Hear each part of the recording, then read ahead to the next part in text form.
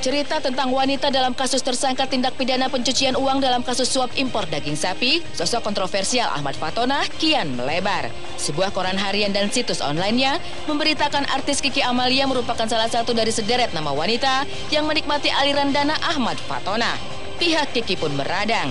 Dalam sebuah konferensi pers di kawasan Kebayoran Baru, Jakarta Selatan kemarin, melalui kuasa hukumnya, Kiki mengultimatum harian tersebut.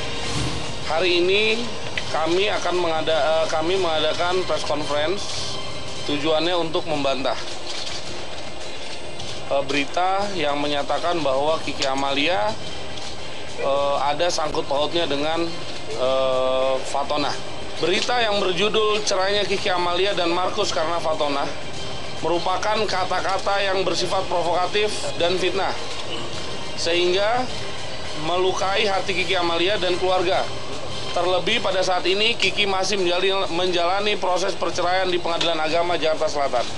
Dan oleh karena itu kami minta dengan sangat, ya, redaksi Nonstop harus memuatnya sebagai penyeimbang sesuai asas cover both story. Apabila tidak, ini ancaman nih buat Nonstop. Apabila tidak, kita akan mengambil langkah hukum terhadap Nonstop. Dengan terbata dan linangan air mata, Kiki Amalia menuturkan kalau dirinya telah difitnah dengan keji dan dihancurkan kehidupannya. Artis kelahiran Jakarta itu makin terpukul lantaran adanya pemberitaan hubungannya dengan Fatona merupakan penyebab perceraiannya dengan pesepak bola Markus Horison. Jujur saya kaget, saya shock gitu ya. Saya sebenarnya tidak mau menanggapi berita gosip ini gitu. Saya dan kuasa hukum saya berkali-kali menutupi penyebab dari perceraian saya dengan mantan suami saya. Tapi kenapa pada saat kami sudah mencoba untuk menutupi, kami tidak membongkar dan hanya membukanya di Pengadilan Agama? Kenapa justru saya yang dicari kesalahan-kesalahan yang sebenarnya tidak ada? Apalagi sampai difitnah seperti ini. Saya punya keluarga besar. Saya punya keluarga dan keluarga saya kaget mendengar ini.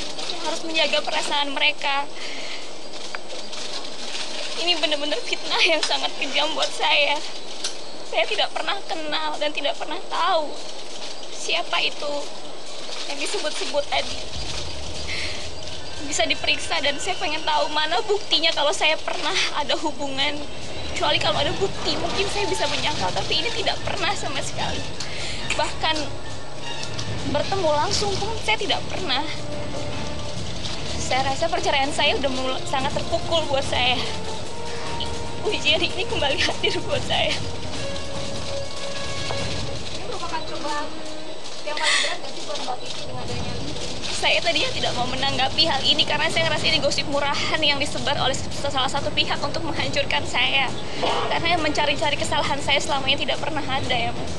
Akhirnya ada berita ini, saya ini benar-benar dihancurin.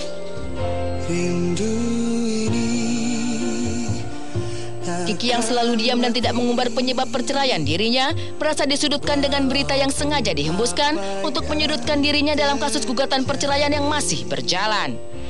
Ya pasti rasa penasaran itu ada. Cuman kan sekali lagi saya bilang bahwa kebenaran itu pasti Allah akan tunjukkan gitu. Dimanapun kita berada, kalau kita di jalan yang benar, jalan lurus, mungkin kita tidak seperti ini.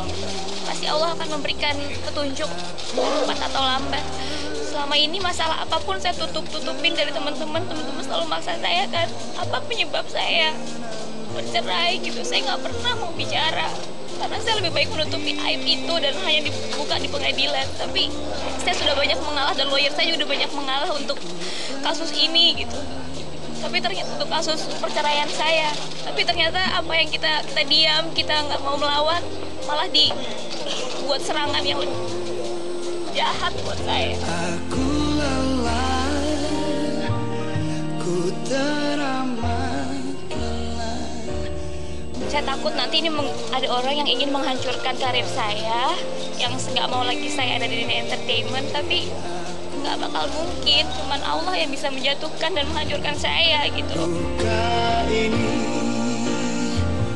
tak sakiti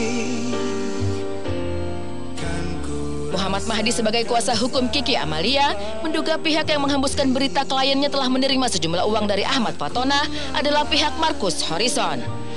Saya selaku kuasa hukum menerima berita ini 1 minggu sebelum berita ini menyebar kemana-mana, itu dari lawyernya Markus.